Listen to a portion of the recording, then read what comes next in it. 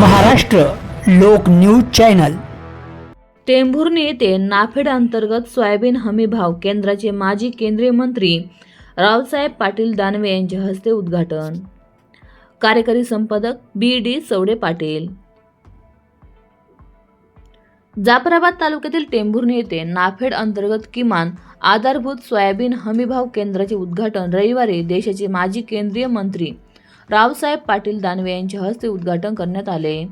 यावेळी बोलताना रावसाहेब पाटील दानवे म्हणाले की सध्या बाजारामध्ये सोयाबीन, कापूस, मका या मालाचे दर पडले असल्याने व्यापारी शेतकऱ्यांचा माल कमी दराने खरेदी करत असल्याने शेतकऱ्यांची मोठ्या प्रमाणावर आर्थिक लूट होत आहे.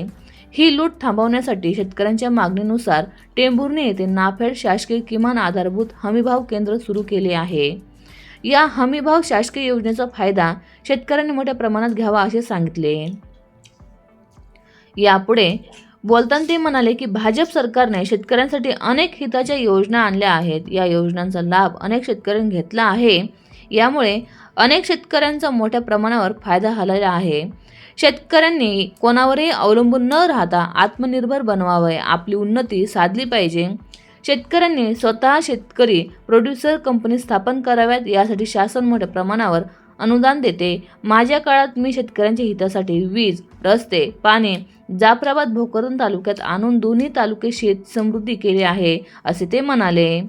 यावेळी चेतक अभिनव सहकारी संस्था हमीभाव केंद्राचे मधुकर पाटील गाडे, भगवानराव गाडे, संतोष गाडे, पांडुरंग गाडे, जिल्हा पणन व्यवस्थापक सचिन अपार, कृषी उत्पन्न बाजार समिती सभापती गोविंदराव मामा पंडित, भाजपा नेते तथा माजी जिल्हा परिषद सदस्य शालिकराम पाटील मस्के, आप्पासाहेब दानवे, शिवमभैया पांडे, उद्धव पाटील दुनगवू, माजी जिल्हा परिषद सदस्य सर्जेराव शिंदे, विजय परिहार, मनोज शिंदे, सरपंच गौतम मस्के, फैसल चाऊस, मधुकर देठे, भीमराव पाटील शिराळकर, अशोक बनकर, विजू शेवत्रे, सरपंच बाबासाहेब चौडे, राजू परिहार, शकुंतलाबाई गायकवाड, गणेश पाटील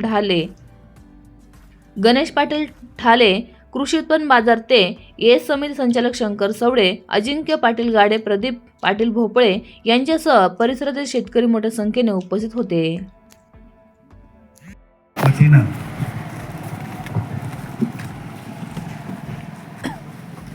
शासनाच्या हमी भावाप्रमाणे या ठिकाणी शेतकऱ्याच्या मालाच्या खरेदीचं केंद्र सुरू झाल्याचं सर्वप्रथम मी जाहीर करतो.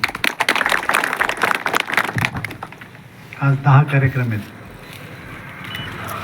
10 पैकी 3च कार्यक्रम मिळतील. अंजना माघारी नाव टाकलं तिथे जावं लागतं, त्याच्यामुळे मी